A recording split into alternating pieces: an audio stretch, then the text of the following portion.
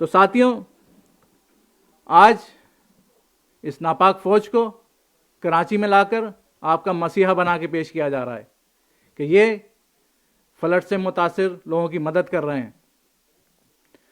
कराची के मज़ाफ़ाती बस्तियों में पहाड़ों पर तालिबान को लाकर बिठा दिया गया है और पूरे पाकिस्तान को चाइना को भाड़े पर दिया हुआ है। तो इन हालात में सोचें, समझें और बाहर निकलें। अगर इस नापाक फौज को मदद करने का इतना शौक़ है तो कश्मीर क्यों नहीं जाते?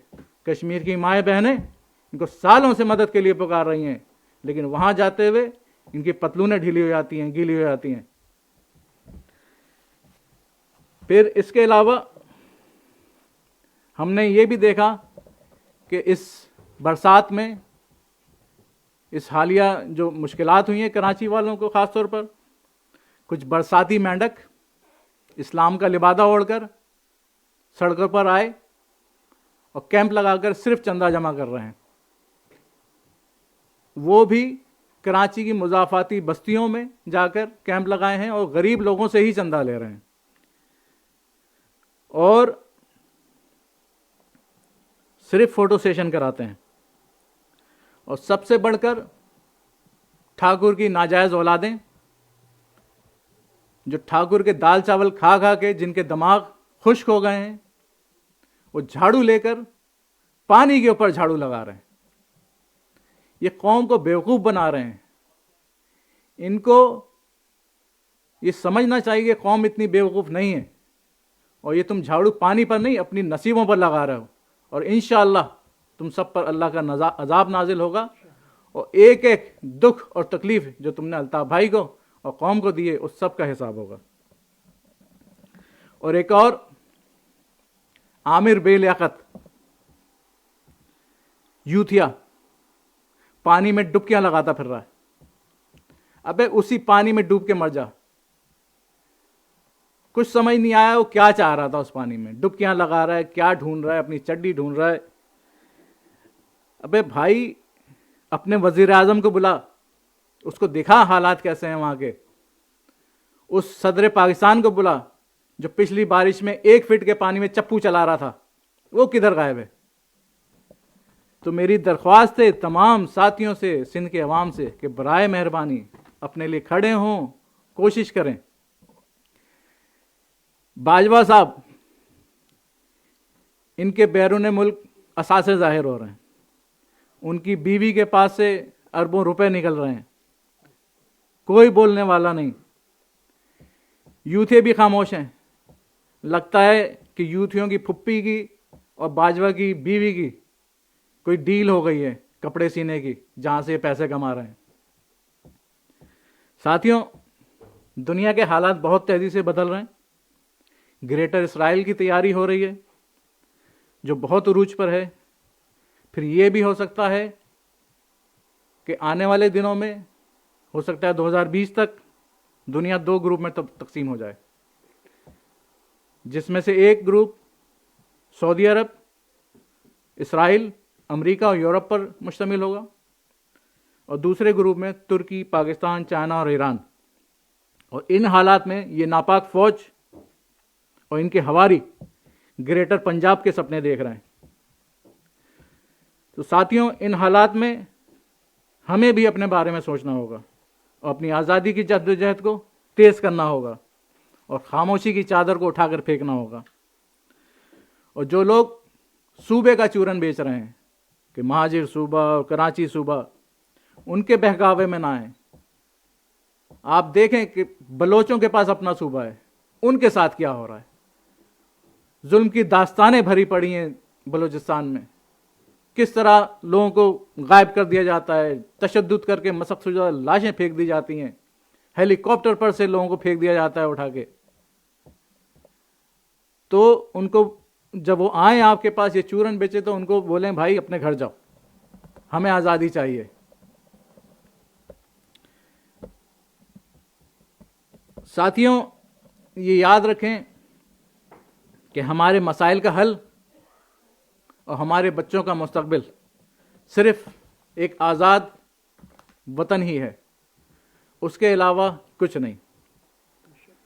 साथियों, प्लीज़ तहरीक की सोच को अपनी सोच बनाएं और याद रखें कि कोई भी कौम उस वक्त तक अपनी मंजिल पर नहीं पहुंच सकती जब तक कि अक्सरियत की सोच एक ना हो जाए। तो मंजिल पर पहुंचने के लिए, मंजिल पर पहुंचने तक अपनी जद्दोजहद को, पुरअमन जद्दोजहद को जारी रखें। इसके अलावा अल्ताफ़ भाई ने जो कल वीडियो पैगाम दिया था, उसमें उन्होंने बोला कि 17 सितंबर आने वाली है, मेरी सालगिरह है। तो जिस तरह पूरी कौम अल्ताफ़ भाई की सालगिरह जोश खरोश से मनाती थी, तो अल्ताफ़ भाई ने उस चीज़ से मना किया है और बोला है कि उसमें जितने भी अखराजात आते हैं उनको बराए मेहरबानी बारिश से मुतासरा लोगों को दे दिए जाएं और 17 सितंबर को यौम दुआ के तौर पर मनाया जाए। मैं इसके साथ ही इजाज़त चाहूँगा। अल्लाह पाक अल्ताफ़ भाई को सेहत तंदुरुस्ती के साथ लंबी उम्र अता फरमाए और इस नापाक फ़ौज से हमें आज़ादी दिलाए और अल्ताफ़ भाई की क़यादत में हमें जल्द अज जल्द मंजिल पर पहुँचाए। अल्लाह पाक हम सब का हामी व नासिर हो। जिए अल्ताफ़। अल्लाह हाफिज़। ये थे MKM बरतानिया के जॉइंट ऑर्गेनाइज़र वजी अहमद भाई। अब मैं दरख्वास्त करूँगा नदीम शेख भाई से कि वो भी इस वीडियो ब्रीफिंग को आगे बढ़ाते हुए अपने ख्याल का इज़हार करें। सबसे पहले बाबाए महाजिर कौम, बाबाए सिंध कौम, जनाब मोहतरम करोड़ दिल की जान अल्ताफ़ हुसैन भाई को आदाब, सलाम, और उन तमाम साथियों को जो इस ब्रीफिंग को देख रहे हैं, सुन रहे हैं, राब्ता कमेटी, ऑर्गेनाइजिंग कमेटी, CC, सबको आदाब, अस्सलाम वालेकुम। सुहेल भाई ने और वजी भाई ने काफ़ी डिटेल से चीज़ें बताई जो बारिश के बाद कराची में इन्होंने अदाब का नाम दिया, जबकि बारिशें जहाँ होती हैं उसको नेमत समझी जाता है और उसको पानी को डैम बना के ज़ख़ीरा किया जाता है कि आइंदा इसको सेफ जगह रख के आइंदा इसको यूज़ किया जाए। लेकिन जिनके दिल में चोर हो वो चोरी ही सोचते हैं। लेकिन सबसे पहले मैं अपने बेगैरतों से शुरू करूंगा, मैं उसके बाद दूसरों की तरफ आऊँगा। वसीम अख्तर 4 साल तक हराम की खाता रहा, मेयरशिप की। वो जो सीट थी वो भी अल्ताफ़ भाई के सदक़े में मिली थी। इनकी इतनी औकात नहीं है कि ये कौंसिल के इलेक्शन भी जीत के दिखा दें। ये वसीम अख्तर, आमिर खान, फैसल, आलू, इजहार, कमालू, जितने गद्दार, सत्तारू जितने गद्दार हैं, इनकी एक औकात नहीं है कि ये कौंसिल के इलेक्शन जीत के बताएं। दुनिया जानती है कि अल्ताफ़ हुसैन का नाम था जिसकी वजह से इतनी इज्जत मिली, वरना इनकी औकात छोले बेचने की, साइकिल के पंचर लगाने से ज़्यादा नहीं थी। ये वसीम अख्तर फाइल फेंक रहा है। बैगर आदमी से मैं कहूँगा ये फाइल पहले फेंकता। जिस कुर्सी में तू बैठा है वो जनाजा नहीं था, वो कुर्सी थी। जनाजे से आदमी नीचे नहीं उतर सकता, कुर्सी से उतर सकता है। अगर तेरे में गैरत होती तो उतरता तू। हम दूसरों की हिस्ट्री बताएंगे, हमारी तो खुद हिस्ट्री बन गई है अपने गद्दारों की वजह से। 78 में एक जवान 24 साल शख्स ने बुनियाद रखी जब महाजिर कौम पिस रही थी। उससे पहले भी जब से पाकिस्तान बना है, जब अल्ताफ़ भाई नहीं थे तो अयूब खान ने, उसके बेटे ने आके क्या किया था? उस वक्त अल्ताफ़ भाई थे। आज मिसालें देते हैं कि अल्ताफ़ भाई की वजह से सारा कुछ हुआ है। अल्ताफ़ भाई तो 29 साल तक यहां बैठे हुए हैं, एक सबूत नहीं, एक बातचीत नहीं, एक वॉइस आवाज नहीं अल्ताफ़ भाई की। अल्ताफ़ भाई ने ये कर दिया, अल्ताफ़ भाई ने वो कर दिया, अल्ताफ़ भाई ने ये कर दिया। अब ये जो बिगाड़ है इसको अल्ताफ़ भाई के अल्ताफ़ी सुधारेंगे और किसी में हिम्मत नहीं है कि कराची को इस्लामाबाद ले जा सके। बहुत हो गया। अब अल्ताफ़िज़ खड़े होंगे, अल्ताफ़िज़ आएंगे और वहां महाजिर और जो मजलूम कौम इस वक्त रोना धोना मचा रही, उनको बाहर आना होगा।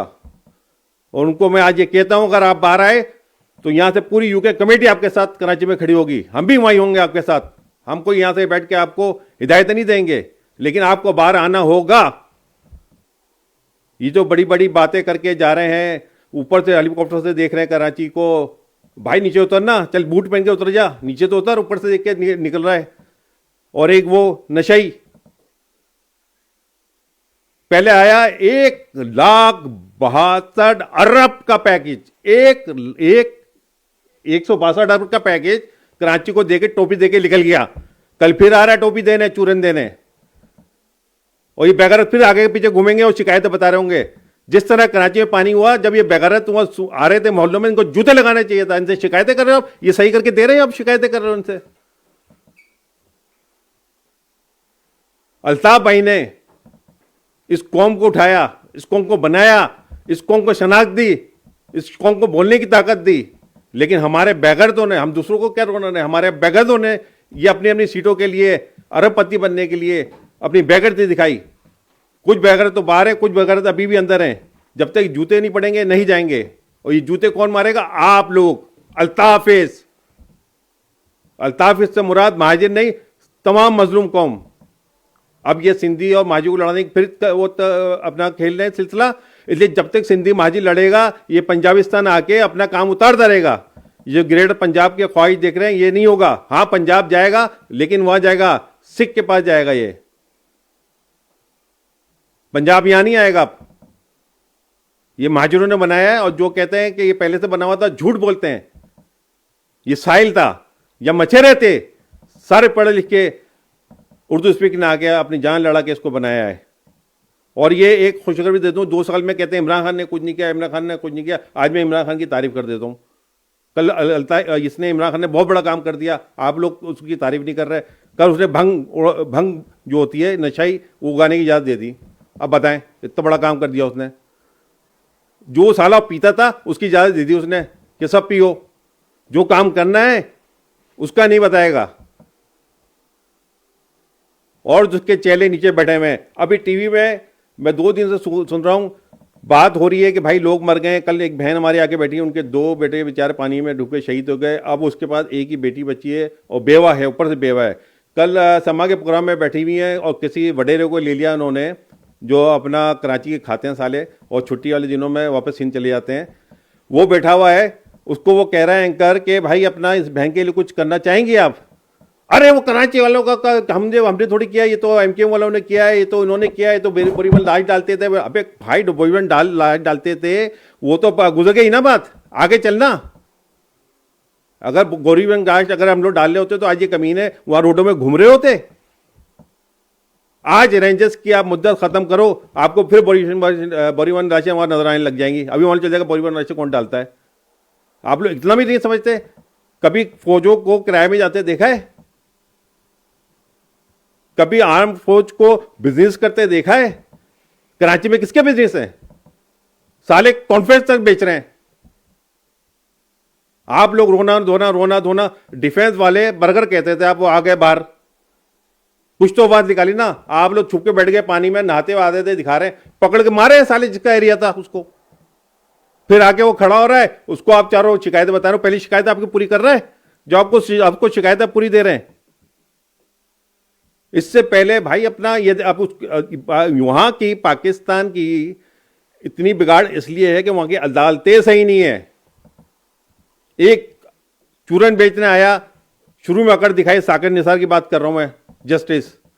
उसने डैम बाबा डैम के भी पैसे खा गया। पिछले मेरी वो उठा के देखें आप क्लिप वगैरह, उसमें कहा था भाई ये डैम वाला पैसे लेके भाग जाएगा, दूसरा नियाजी साला सराय की सुबह भी नहीं देगा। दोनों बातें मेरी सही हुई।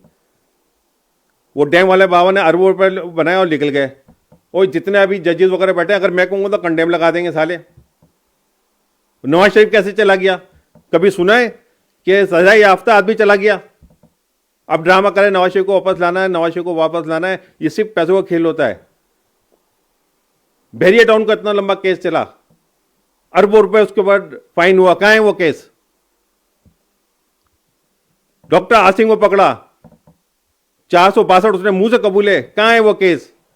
और ये सिंधी वडेरे आज हम लोग की खा के, हम भूखे नंगे नहीं थे, ये तो साले धोना भी नहीं जानते थे। हमने इनको फ्लैश करना सिखाया। ये तो झाड़ियों में बैठ के साले पत्ते साफ करते थे, और आज हमारे ऊपर चढ़ के हमारे ऊपर सिन में आके बात कर रहे हैं वो तो ये था, वो था। अल्ताफ भाई को प्री प्लान वहां से निकाला गया। उनको मालूम अल्ताफ भाई वहां होता तो सिलसिला क्या होता। अल्ताफ भाई यहां रहते हुए जब अल्ताफ भाई को पूरी वो इख्तियारात मिले 2000 के उसमें, तो कराची कैसा था? 12 मई हो गया, 12 मई हो गया। अबे साले अलीगढ़ नहीं हुआ, हैदराबाद नहीं हुआ।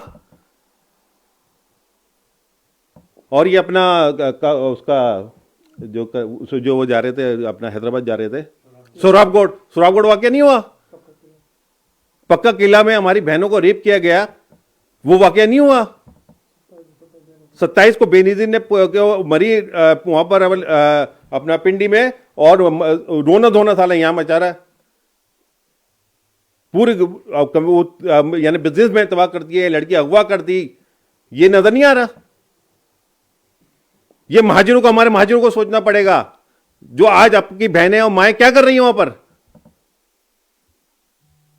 आप लोगों को बाहर निकलना पड़ेगा, अल्ताफ भाई का साथ देना पड़ेगा। अल्ताफ भाई से या रब्ता वहीं से कांटेक्ट करें, सारे फोन खुले हैं। अब तो ट्विटर और फेसबुक में भी सारा सिलसिला अल्ताफ भाई के साथ कर सकते हैं, वरना ये कमीने इसी तरह करते रहेंगे, आएंगे खा जाएंगे, आएंगे खा जाएंगे। इससे पहले कितने मर्डर हुए वहां पर अपना कराची में। सिर्फ अल्ताफ हुसैन और अल्ताफ हुसैन के एमक्यूएम उसने मर्डर किए, वो नजर आ रहे होते हैं। वो जो मलेशिया से इकलौता बेटा आया था, उसको सामने मारा, वीडियो आ रही है, उसमें आंखें बंद। रक्शे तो उतार के 5 बहनों के भाई को मारा, उसमें आंखें बंद। अल्ताफ भाई ने ये करवा दिया। अल्ताफ भाई अगर कराने वाले होते तो ये मुनाफिकीन है, अल्ताफ कराची में नहीं घूम रहे होते। इससे आप जाहिर कर लें, अल्ताफ भाई कराने वाले होते तो आज महलों में बैठे हुए होते। अल्ताफ भाई अपने लोगों से रिक्वेस्ट नहीं कर रहे होते कि भाई मेरे को किराया देना है, मेरे को भरना है, वो भरना होता है। तो ये आप देख रहे हो अपनी आंखों से। अब तो वो सिलसिला आ गया कि आज से उन्होंने लियाकताबाद से लेकर और अपना प्याला होटल तक वहां की शॉपें गिराने शुरू कर दी। वहां देखिए ये भी महाजे का इलाका चूज किया है, और आफत ज्यादा किसको कर रहे हैं? मलिर को, क्योंकि उनके वहां सारे उनके वो बैठे हुए हैं। 7वां जिला बना दिया, ये देखें आप, 7वां जिला बना दिया उन्होंने ताकि महाजिर की आबादी कटे। ये देखें 1,40,000 कुछ की उन्होंने फुल आबादी बताई वहां की, कराची की, जबकि 3.5 करोड़ से ऊपर की आबादी है इस वक्त। और उसमें भी अपना सिंधी गिनवाते हैं, बाहर के पठान गिराते हैं, उस पर भी हमें मेजोरिटी से माइनॉरिटी में लाने की कोशिश कर रहे हैं। तो ये ईमानदारी नहीं करेंगे, इनसे हमें अलग होना पड़ेगा। अगर आपने आगे बढ़ना है और अब सुकून से रहना है, जिंदगी आसान बनानी है, तो ये बारिश ने दिखा दिया है, ये भी अल्लाह की तरफ से इशारा है कि नाम अल्ताफ भाई का रहेगा। आज लोग अल्ताफ भाई को याद कर रहे हैं, लेकिन डर की वजह से आगे नहीं आ रहे। हमारे कुछ साथियों को आगे आना होगा, पहला शख्स कोई सामने आना होगा, उसके बाद खुद ब खुद एक चीज़ बनती जाएगी और हम मंजिल में अल्ताफ भाई की क़यादत में ही पहुंचेंगे। ये ऊपर से भी इशारा है और अल्ताफ भाई का भी वादा है। जब अल्ताफ भाई ने शनाख्त दिए तो अल्ताफ भाई आपको ज़मीन में दिलाएंगे, यह अल्ताफ भाई का वादा है। हम सबको एक होना पड़ेगा और अल्ताफ भाई को लव ओनली अल्ताफ कहना पड़ेगा। सबके लिए एक ही मैसेज है, एक ही नाम लें, love only Altaf, love only Altaf. J Majid ji Altaf. ये थे एमकेएम की ऑर्गेनाइजिंग कमेटी के रुकन नदीम शेख भाई। अब मैं दावत दूंगा यूथ ऑर्गेनाइजिंग कमेटी के रुकन अहमद इमाम भाई को कि वो अपने ख्याल का इजहार करें, इस वीडियो ब्रीफिंग को आगे बढ़ाएं। जनाब कायद तहरीक मोहतरम अल्ताफ भाई और तमाम राब्ता कमेटी और रकीन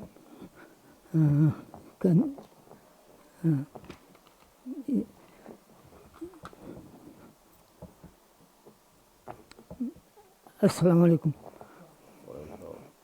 मैं थोड़ा स्लो बात करूँगा क्योंकि मुझे थोड़ा प्रॉब्लम है, तो मैं आहिस्ता आहिस्ता मिलूँगा।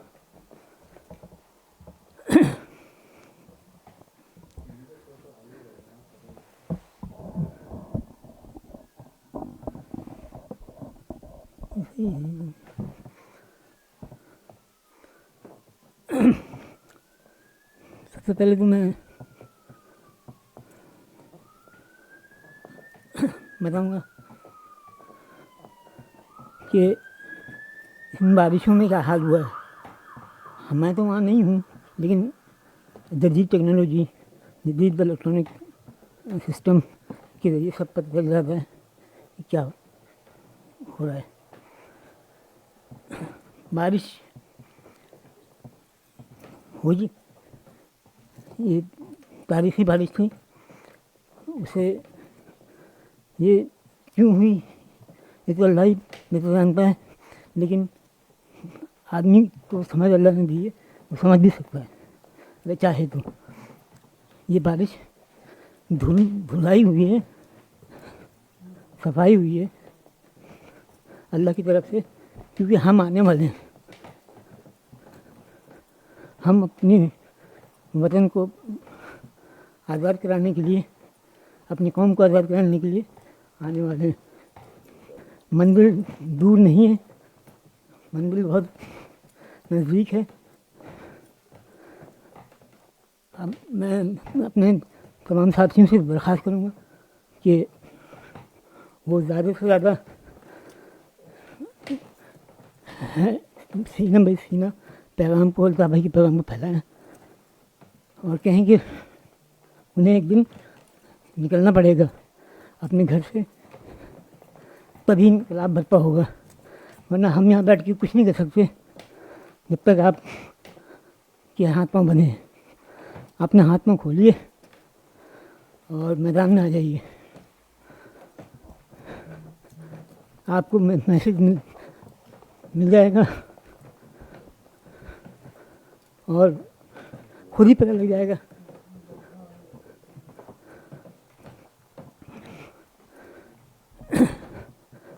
मैं मलीर का रहने वाला था। मलीर से की हालत देखी तो मुझे बड़ा शदीद सदमा पहुंचा, क्योंकि मैं जहाँ रहता था वो सारा इलाका डूब रहा था।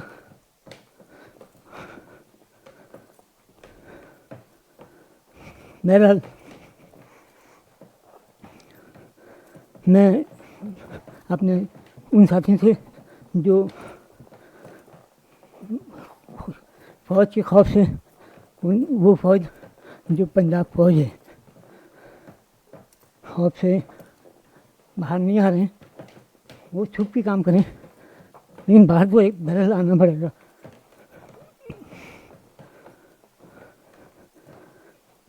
इंशाअल्लाह ताला बहुत जल्द हम भी आएंगे,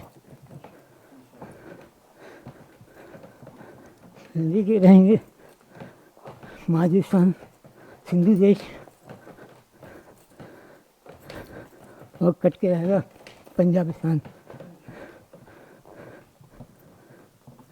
मैं इन्हीं अल्फाजों के साथ इजाज़त चाहूँगा।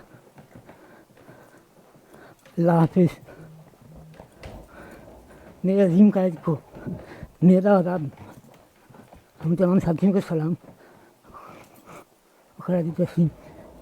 अल्लाह हाफिज़। जी हमारे जी सिंधु देश। ये थे MQM यूके ऑर्गेनाइजिंग कमेटी के रुकन अहमद इमाम भाई।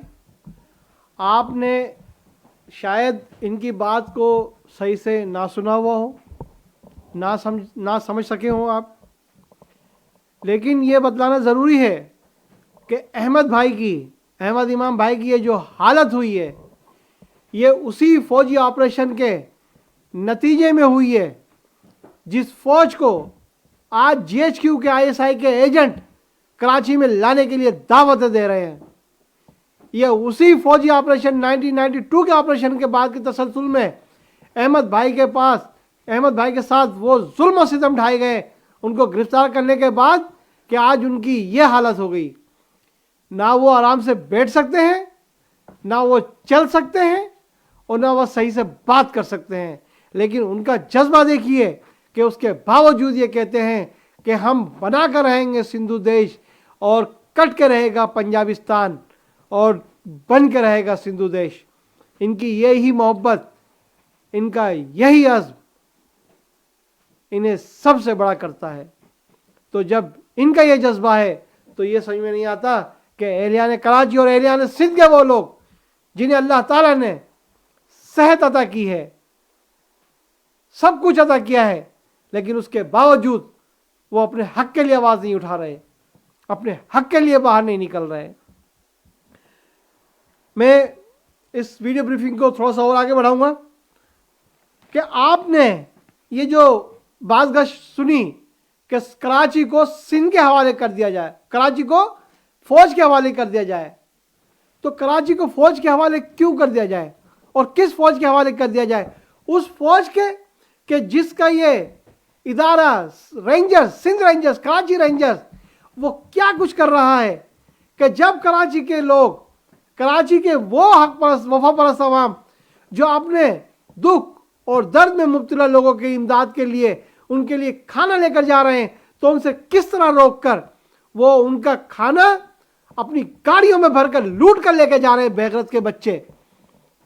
और कराची के ये बिजनेस तबका, जो ये सनतकार तबका है, वो ये कहता है कि कराची को फौज के हवाले कर दिया जाए। याद रखो, अगर तुमने फौज के हवाले कराची को किया तो आज वो तुम्हारे इमदादी सामान में जो तुम ये इमदादी खाना बनाकर तकसीम करने जा रहे हो, आज वो उसको लूट रहे हैं।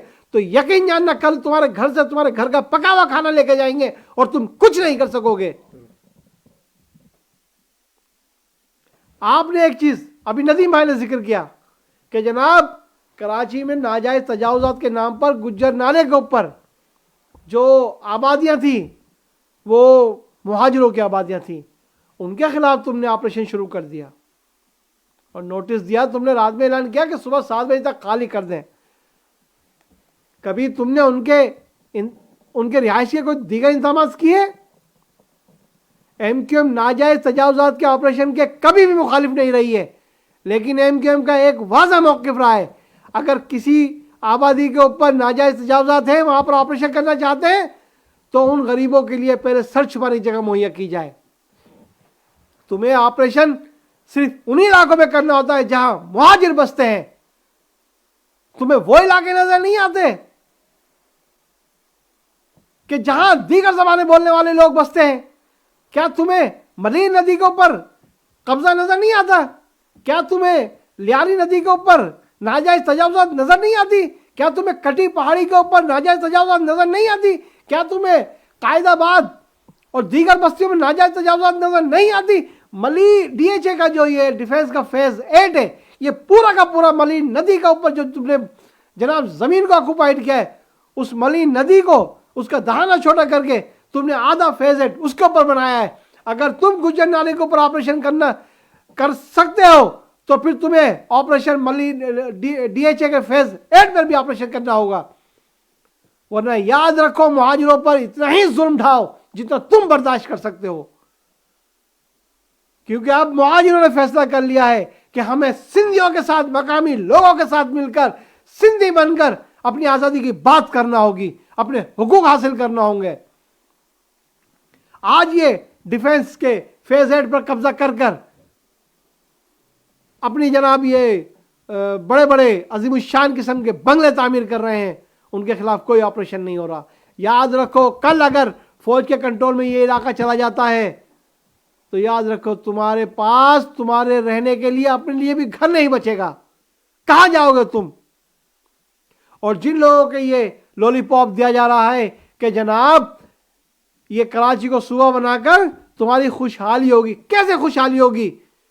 क्या आपने वो वीडियोस नहीं देखी कि जहां मलीन नदी, वो मलीन नदी जिसके आखिरी दहाने पर जो समंदर में गिरता है, वहां पर कब्जा करके डीएचए का फेज 8 बनाया गया, उसी मलीन नदी में देखिए कि लाशें किस तरह तैर रही हैं, किस तरह लोग वहां लाशें निकाल रहे हैं।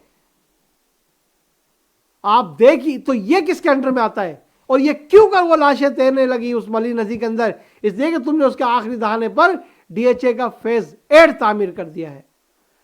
मैं दरख्वास्त करूंगा अपने इंजीनियर साहिबान से कि वो वीडियो जो सोशल मीडिया पर वायरल है कि किस तरह वहां पर नदी के अंदर वो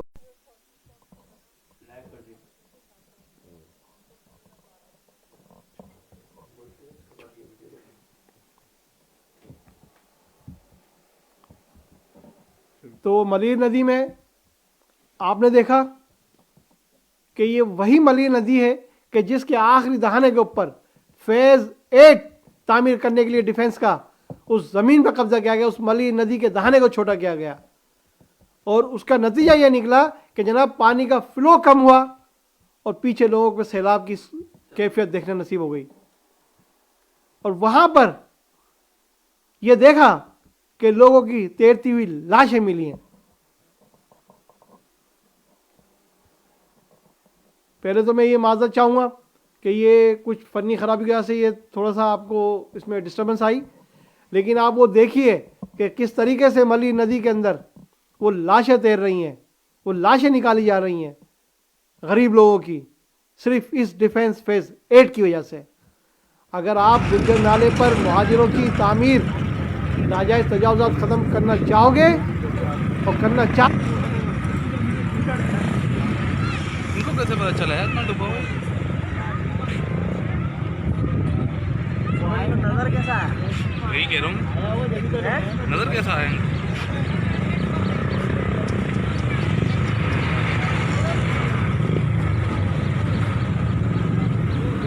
इस तरह जानवरों की लाशें पड़ी होती हैं। इस तरीके से यहाँ पर एहलियाने कराची की लाशें पड़ी हुई हैं।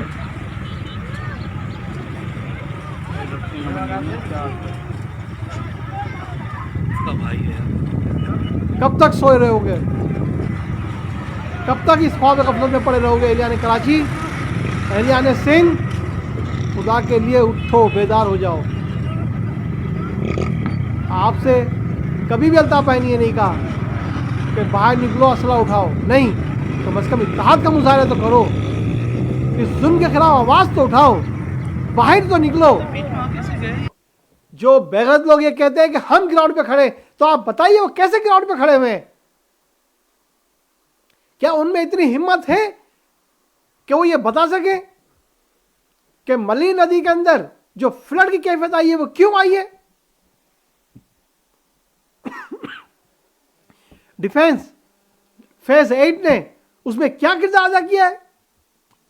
आप इन्हीं नदी नालों पर जो ये वाइप आउट किए गए हैं प्री प्लान तरीके से, इस हवाले से एक साबिक टाउन प्लानर, मारूफ आर्किटेक्चर मोहतरम जनाब आरिफ हुसैन साहब की एक तफसीली वीडियो मौजूद है कि जिसमें वो बयान कर रहे हैं कि किस तरह इन नालों को ख़त्म किया गया, कि जिसकी वजह से आज कराची में ये फ्लड की कैफियत हुई और जिसकी वजह से लोगों का जानी और माली नुकसान हुआ।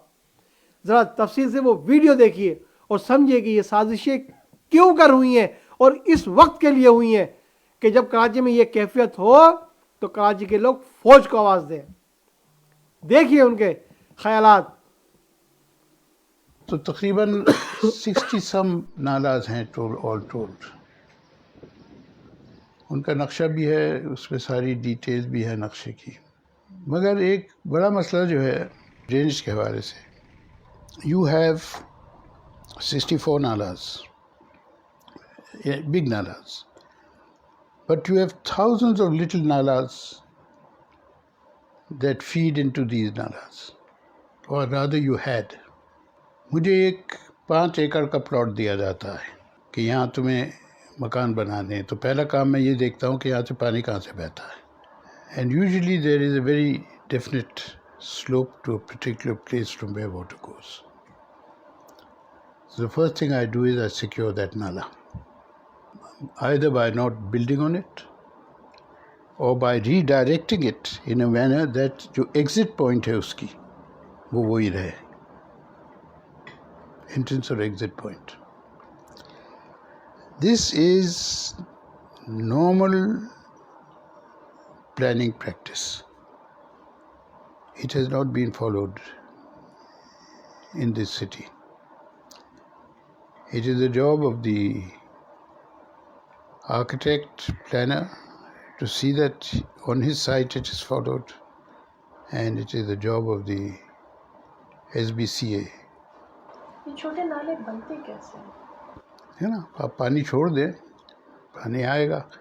बहुत सारे छोटे छोटे, यानी ये आपका मेन नाला जा रहा है, बारिश यहाँ हो रही है तो छोटे छोटे नालों से वो इस मेन नाले में जाएंगे। तो नेचुरल एक टेरेन के हिसाब से हाँ, उसी के हिसाब से होगा ना। If you take these two big rivers, Malir and Liari, ये जितने भी 65 नाले हैं, they come and drain into these two rivers, and then the catchment areas of those nalas, they drain into those nalas. So there is a whole network that comes together, and finally it falls into the sea. ये सारे छोटे छोटे नाले जो हैं ये तो गायब हो गए। इस बात को इस तरह से समझते हैं कि अगर शहर में हजारों नाले होते तो उन नालों का पानी सबसे पहले आकर ये जो 64 बड़े नाले हैं उनमें आकर बहता, और ये जो 64 बड़े नाले हैं ये कनेक्टेड हैं लियारी और मलीर रिवर से, और जब ये पानी मलीर और लियारी रिवर में आकर गिरता तो वो समंदर की तरफ बह जाता, बजाय इसके कि वो शहर को फ्लड करता। सड़क जो बनती है उसके टेंडर में सड़क के साथ एक ड्रेनेज होती है। मतलब ये ड्रेनेज जाती कहाँ है? कहीं भी नहीं जाती, सड़क के साथ बन गई। जहाँ सड़क ख़त्म हो रही है ड्रेनेज भी वहीं ख़त्म हो गई। यही देख लें शहीद मिल्लत का जो भी बना है। You see, now because of this, the roads get converted into nalas. That's why they flood. कोई और जगह तो है नहीं जाने की, तो वहीं से जाते हैं, and like this they find their way to the sea, first into the bigger nalas and finally into the sea. सड़क जब बनती है तो उसके साथ टेंडर में एक ड्रेनेज होती है। मसला यह है कि वो ड्रेनेज जाती कहाँ है? कहीं नहीं जाती। सड़क के साथ बन गई, जहाँ सड़क ख़त्म होती है वहीं ड्रेनेज भी ख़त्म हो जाती है। इसीलिए रोड्स जो हैं वो नालों में तब्दील हो जाते हैं, और इसी वजह से फ्लडिंग होती है, क्योंकि पानी के पास कोई और जगह नहीं है जहाँ से वो निकल जाए। इसीलिए वो सड़क के ज़रिए बहते हुए बड़े नालों की तरफ जाते हैं, और फिर इसके बाद इन बड़े नालों के ज़रिए वो समंदर की तरफ बह जाते हैं। KDA जब बना और 1958 में बड़ी बड़ी उसकी स्कीम शुरू हुई अयूब के दौर में, तो नई स्कीमों के लिए भी ड्रेनेज को अलग रखा गया और सूएज के निज़ाम को अलग रखा गया। ये फॉर्मल सेक्टर स्कीम्स थी, मगर साथ के साथ एक बहुत बड़ी इनफॉर्मल सेक्टर भी डेवलप होना शुरू हुआ, और जो गैर रस्मी आबादियाँ थी उनको भी ज़रूरत पेश आई कि वो अपना सूएज जो है कहीं ना कहीं डाल सके। तो जो वही जगह थी उनके लिए सूएज डालने की, वो जो बरसाती नाले थे शहर के, उसमें सूएज डालना शुरू किया। आहिस्ते आहिस्ते ये जो तरीक़ा था बरसाती नालों में सूएज डालने का, ये KDA की स्कीम्स ने भी अपना लिया, क्योंकि कोई ड्रेनेज सिस्टम जो है वो डेवलप नहीं हो सका जो कि सूएज सिस्टम से अलग था। और मेरे ख़्याल में आप समझिए 1975-76 एक हम डेट दे सकते हैं मेरे ख़्याल में, जब शहर की बेशतर जो नई आबादियाँ थी जो बन रही थी, फ्लैट स्कीम्स थी, हाउसिंग स्कीम्स थी, उनके पास कोई जगह नहीं थी अपना सूएज डालने के लिए, अलावा इसके कि वो बरसाती नालों में डालें, क्योंकि ट्रंक सूएज नहीं थे जो कि उस सूएज को किसी ट्रीटमेंट प्लांट तक लेके जाते। और उसके बाद से आप ये समझिए कि कराची का जो सूएज है वो एक प्लान तरीके से बरसाती नालों में डाला गया है। केडीए जब बना 1958 में बड़ी बड़ी उसकी स्कीम शुरू हुई अयूब खान के दौर में, तो नई स्कीमों के लिए ड्रेनेज के निज़ाम को अलग और सीवरेज को अलग रखा गया।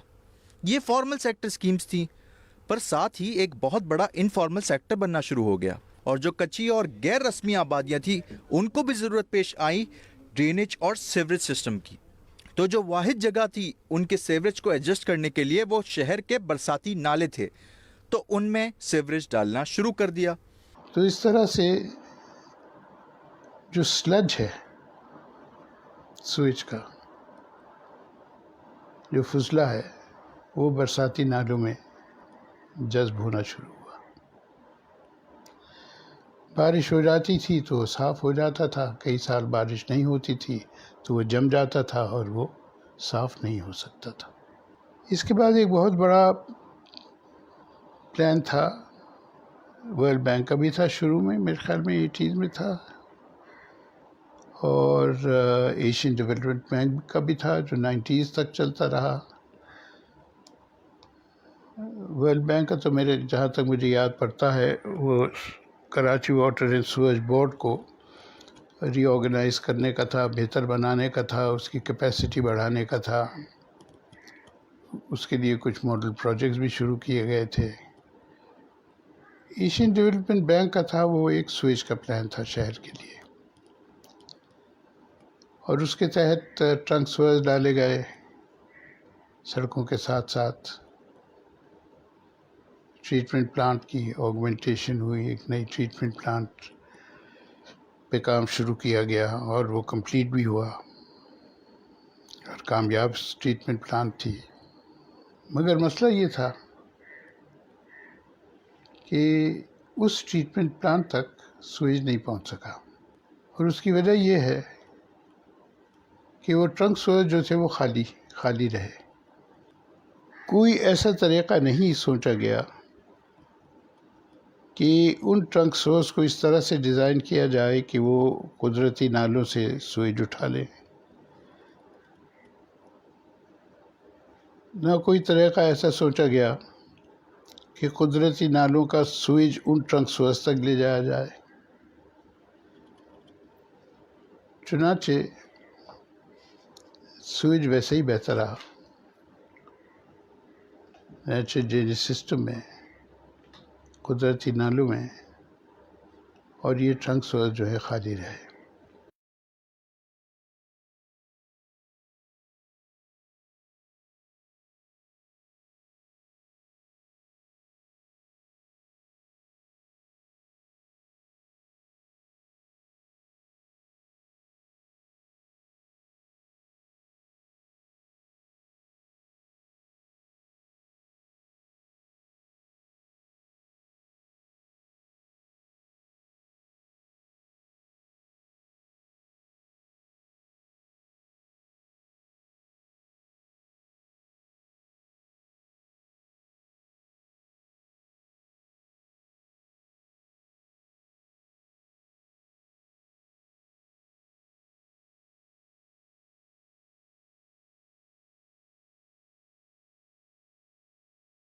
नाला बड़ा नाला बह रहा है, क्या वो नाजायज़ तजावज़ात नहीं है?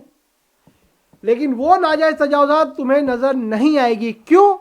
क्योंकि वो गैर महाजिरों की, गैर सिंधियों की आबादी है, और वहाँ वो तुम्हें नज़र नहीं आएगी और वहाँ तुम ऑपरेशन भी नहीं करोगे। सितम ज़रीफ़ी ये है कि तुम्हें कराची के अंदर नाजायज़ तजावज़ात सिर्फ वो नज़र आती हैं जो उर्दू बोलने वाले सिंधियों की होती हैं, और आप उनको डिमोलिश कर देते हो। लेकिन दूसरी जानिब उन्हीं रेलवे ट्रैक पर नाजायज़ तजावज़ात जब KPK में होती है, सुबह खैबर पख्तूनख्वा में होती है, तो तुम वहाँ उनको लीज दिया करते हो। इसी गवर्नमेंट में हुआ ही है, इन्हीं सालों के अंदर हुआ ही है जुल्म। 40-40 साल से जो लोग अपने घरों में रहे थे, तुमने उनके घरों को मिसमार कर दिया। क्यों? क्योंकि तुमने पहले उनकी क़यादत को उनसे दूर किया ताकि कोई आवाज़ ना उठाए, और उसके बाद ज़र खरीद गुलाम तुमने बिठा दिए कराची शहर में MKM के नाम पर, और फिर जो तुम जुल्म सितम ढा रहे हो इस कौम के ऊपर, वो पूरी दुनिया देख रही है। इसी जुल्म के नतीजे में, जैसा कि वजी अहमद भाई ने अपनी बात में कहा कि अगर अल्ताफ भाई होते और अल्ताफ भाई हुक्म देते तो वो पानी, वो गंदगी महीनों में नहीं, चंद घंटों में साफ कर देते, हजारों कारकुन निकल के। और इसका एतराफ पाकिस्तान टेलीविजन के एक निजी चैनल की एक एंकर पर्सन ने अपनी वीडियो में कहा है, और वो एंकर पर्सन है कि जो जनाब MQM के खिलाफ हमेशा झूठी रिपोर्टें शाया करती रही है, लेकिन अल्लाह ने उसके मुंह से भी सच उगलवा दिया। देखिए किस तरह वो एतराफ़ कर रही है अपनी उस वीडियो में, अपने उस आपकी प्रोग्राम बात में। से सर मैं इत्तेफाक करती हूँ, ठीक है, इख्तियारात सिंध गवर्नमेंट के पास हैं, लेकिन सर मैं खुद कराची वाली हूँ और मुझे वो वक्त भी याद है कि एक आवाज पर 4000 लड़का खड़ा हो जाता था कराची में काम करने के लिए। फलाही काम मुत्तहिदा कौमी मूवमेंट कर रही होती थी। तो सर क्या कायद के चले जाने से वो जमात जो मुनज़्ज़म थी वो सर खत्म हो गई है? अब आप लोग ये नहीं कर सकते, अपने तहत कुछ नहीं कर सकता? देखा आपने किस तरीके से अल्लाह ताला ने इसके मुंह से भी ये सच निकलवा दिया कि अगर एक आवाज को परमिशन होती कराची के अंदर, एक कायद को, तो वो यकीन जाने इस हाल में इस शहर को पहुंचने ही नहीं देता। इससे पहले बारिशें पहले भी होती थी, अल्ताफ भाई जब वहां मौजूद थे तब भी बारिशें होती थी और पानी निकल जाया करता था। MQM का पहला जलसा था, उसमें बारिश हुई, एक रात में वो पूरा ग्राउंड साफ कर दिया था नश्तर पार्क का। अल्ताफ भाई खुद वहां मौजूद थे और किस तरीके से वो साफ किया गया था वो अल्ताफ भाई अपनी वीडियो में बता चुके हैं। इसके साथ ही मैं अपनी बात ख़त्म करने से पहले जो एक वीडियो हमारी नज़रों से गुजरी सोशल मीडिया पर, पीपल्स पार्टी का एक रुकन पार्लियामेंट, वो जनाब ये तकरीर कर रहा था कि कराची को अगर अलग किया गया तो हम कराची से कश्मीर तक इतनी लाशें गिराएंगे कि जो NDMA भी नहीं उठा सकेगा। यानी कि वो NDMA जो आज जिसको जिम्मेदारी दी गई है कराची का पानी साफ करने की, नेशनल डिज़ास्टर मैनेजमेंट अथॉरिटी। मैं उस जावेद नागौरी नस्ल परस्त से उस नफरत अंगेज तकरीर का उसकी मैं पुरजोर मजम्मत करते हुए कहता हूँ, जावेद नागौरी अगर तू इतना ही मर्द का बच्चा है तो ये बात तुम इस तरह करते कि जो कराची सूबा बनवाना चाह रहे हैं, जो अथॉरिटी कराची सूबा बनाने का पावर रखती है, अगर उसने ये इकदाम किया तो मैं कराची से लेकर GHQ तक उनकी लाशें गिरा दूंगा। और NDMA भी वो लाशें नहीं उठा सकेगी। अगर तू मर्द का बच्चा होता तो बेगैरत इंसान ये बात इस तरह करता, लेकिन तुमने नहीं की। क्यों? क्योंकि तुम्हारा मतमा नज़र सिर्फ सिंधी और महाजिर झगड़ा कराना है। कराची सूबा महाजिरों की आवाज़ नहीं है, महाजिरों की आवाज़ आज़ाद सिंध है। अगर तू अपने बाप की एक बाप की औलाद है तो तू ये बात कर कि कराची सूबा नहीं बनेगा। अगर कराची सूबा बना तो हम सिंधु देश बनाएंगे। अगर तू मर्द का बच्चा है तो यह बात कर कि अगर बेनजीर के कातिलों को सजा नहीं मिली, नहीं पकड़े गए, तो हम सिंधु देश की जद्दोजहद में हम सिंधु देश का साथ देंगे। हम पाकिस्तान से सूबा सिंध को अलग करेंगे। अगर तू अपने एक बाप और एक माँ की औलाद है तो तू ये बात कर कि अगर पाकिस्तान की फौज ने बेनजीर के कातिलों को नहीं पकड़ा तो हम पाकिस्तान की फौज के खिलाफ मुहिम चलाएंगे। अगर तूने ये सब बातें नहीं की जावेद नागौरी, तो हम तुझे हम कुत्ते का पिल्ला समझेंगे। अगर तेरे जहन में यह है कि इस आड़ में, इस खेल में तुम आम मुहाजिर को, आम उर्दू बोलने वाले को निशाना बनाओगे, तो याद रखना हर अमल का एक रद्द अमल होता है। लाशें अगर उर्दू बोलने वाले की गिरेंगी, लाशें सिंधी बोलने वालों की गिरेंगी, तो याद रखो इससे नुकसान सिंध को होगा, सिंध की मुस्तकिल आबादी को होगा, मुस्तकिल बाशिंदों को होगा, और इसका फ़ायदा सिर्फ और सिर्फ पंजाब को होगा। अगर क्योंकि तुम्हारा ये वतीरा रहा है, तुम्हारी हुकूमत का, तुम्हारी पार्टी का ये वतीरा रहा है, चाहे वो भुट्टो की हुकूमत हो या बेनज़ीर की हुकूमत हो या अब तुम्हारी हुकूमत हो सूबाई, हमेशा तुम लोगों ने सिंध में लसानी फसादात कराएं, और अब तुम उसी फ़लसफ़े पर गामजन हो, उसी पर अमल पेरा हो कि तुम किसी तरीके से भी सिंध में लसानी फसादात करा दो, ताकि उस चीज़ को, उस दबे हुए शोलों को हवा मिल जाए कि जहाँ सूबे का मुतालबा लोग करें और उसके ऊपर जनाब फ़ौज मुदाखलत करे और फ़ौज सिंध पर कब्ज़ा कर ले। याद रखो, अगर सिंध पर तुम हमारा हक तस्लीम नहीं करोगे तो सिंध तुम्हारा भी नहीं हो सकेगा। यह सिंध पंजाब की झोली में जाके गिरेगा, GHQ के पास जाकर गिरेगा। इस सिंध पर फिर ना सिंधी का और ना मुहाजिर का, बल्कि पंजाबी फ़ौज का कब्ज़ा होगा। हमारा एक ही नारा है, अल्ताफ़ हुसैन कायदे सिंध है। हम सिंधु देश का मुतालबा करते हैं और हम अपने हुकूक से, अपने मुतालबे से एक कदम भी पीछे नहीं हटेंगे। लेकिन तुम्हें हमारा ये मुतालबा इस प्रेस कॉन्फ्रेंस में, तुम्हें अपने इस जो तुमने तकरीर की है नफरत अंगेज़, नस्ल परस्ताना, तुम्हें उसकी माफ़ी मांगनी होगी। अल्ताफ़ भाई के ख़िलाफ़ जो प्रोपेगेंडा TV पर चलाए जा रहे हैं, अल्ताफ़ भाई के उस खिलाफ प्रोपेगेंडे के हवाले से हम सिर्फ इतना ही कहना चाहेंगे, तुम 1000 प्रोपेगेंडा कर लो, हम अल्ताफ़ हुसैन भाई के साथ थे, अल्ताफ़ हुसैन भाई के साथ रहेंगे। अल्ताफ़ हुसैन भाई का साथ ना हमने कल छोड़ा था, ना हम अल्ताफ़ हुसैन भाई का साथ आज छोड़ेंगे। और इसी के साथ ही हम इस वीडियो ब्रीफिंग का इख्तिताम करते हैं। जिए अल्ताफ़, जिए सिंध। कहीं तुम न भटकोगे रास्ता कहीं, यूं तो दुनिया में रहबर बहुत, उसके जैसा कोई भी नहीं। यूं तो दुनिया में रहबर बहुत, उसके जैसा कोई भी नहीं। यूं तो दुनिया में रहबर बहुत, उसके जैसा कोई भी नहीं।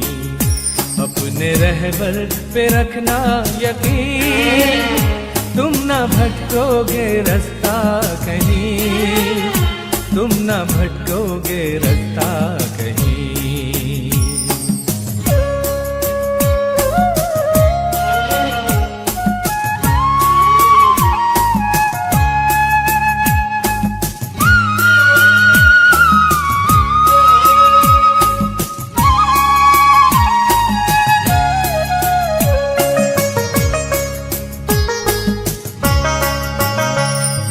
बिखरी हुई कौम को एक जा मुत्तहिद कर दिया,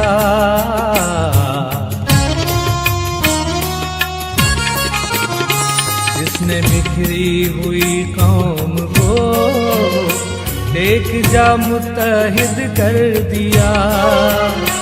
जिंदगी जिनकी दुश्वार थी, उनको जीने का ढंग दे दिया।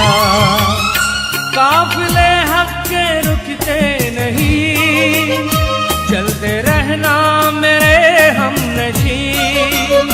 काफिले हक के रुकते नहीं, चलते रहना मेरे हमनशीं।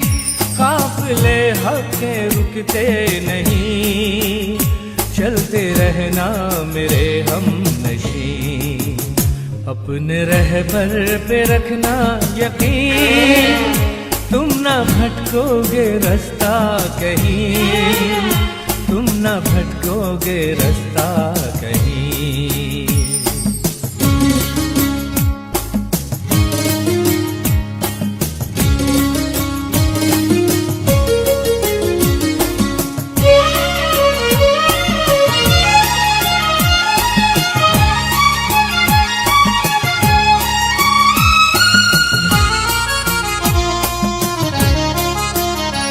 ये ज़मीनी जो है फासले, जल्दी ही अब सिमट जाएंगे।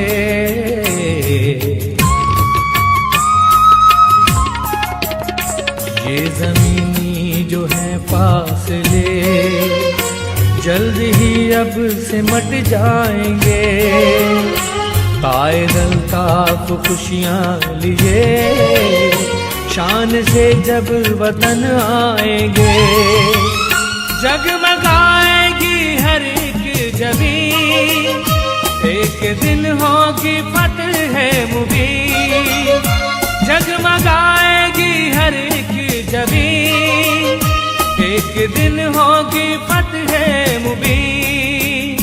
जगमगाएगी हर एक जबीं, एक दिन होगी फतह मुबीन। अपने रहबर पे रखना यकीन, तुम न भटकोगे रास्ता कहीं, तुम न भटकोगे रास्ता कहीं।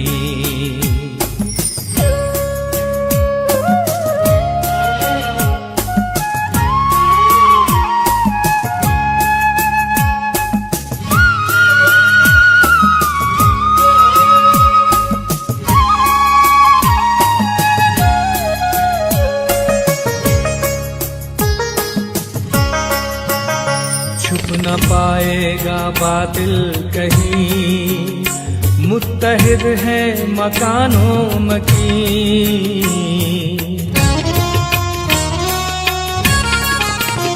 छुप न पाएगा बातिल कहीं, मुत्तहिद है मकानों मकीन। फिक्र अल्ताफ जाना फरीद, और खुदा पर है अपना यकीन। कौम की जुर्रतों का अमीन, हर नवाजिश की जां आफरीन। कौम की जुर्रतों का अमीन, हर नवाजिश की जां आफरीन। कौम की जुर्रतों का अमीन, हर नवाजिश की जां। अपने रहबर पे रखना यकीन, तुम न भटकोगे रास्ता कहीं, तुम न भटकोगे रास्ता कहीं। यूं तो दुनिया में रहबर बहुत, उसके जैसा कोई भी नहीं। यूं तो दुनिया में रहबर बहुत, उसके जैसा कोई भी नहीं। अपने रहबर पे रखना यकीन, तुम न भटकोगे रास्ता कहीं, तुम न भटकोगे रास्ता